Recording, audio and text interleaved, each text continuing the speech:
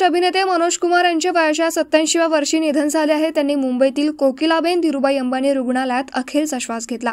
Media रिपोर्ट्सनुसार प्रदीर्घ काळापासून मनोज कुमार आजारी होते। प्रकृती अस्वस्थ झाल्यामुळे काही दिवसांपूर्वीच त्यांना रुग्णालयात दाखल करण्यात आलं होतं। मनोज कुमार यांना भारतीय चित्रपटसृष्टीत भारत कुमार म्हणून ओळखलं जातं।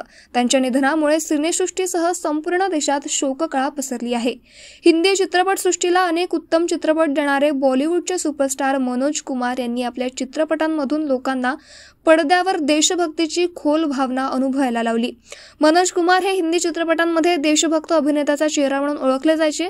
असं म्हटलं जात होतं की भगतसिंग यांच्यासारख्या अभिनेत्याचा खूप प्रभाव आहे आणि त्यांनी शहीद यासारख्या देशभक्तीपर चित्रपटांमध्ये काम केलं आणि अनेकांसाठी प्रेरणास्थान बनले।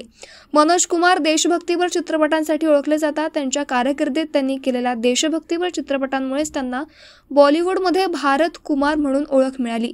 मनोज कुमार यांना 1992 मध्ये पद्मश्री आणि 2015 मध्ये दादासाहेब फाळके पुरस्काराने सन्मानित करण्यात आलं होतं।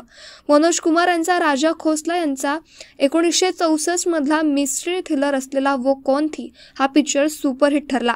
या चित्रपटातील लग जा गले आणि नैना बरसे रिमझिम ही गाणी प्रेक्षकांनी डोक्यावर घेतली। ही दोन्ही गाणी गाजलेली ही लता मंगेशकर यांनी गायली होती।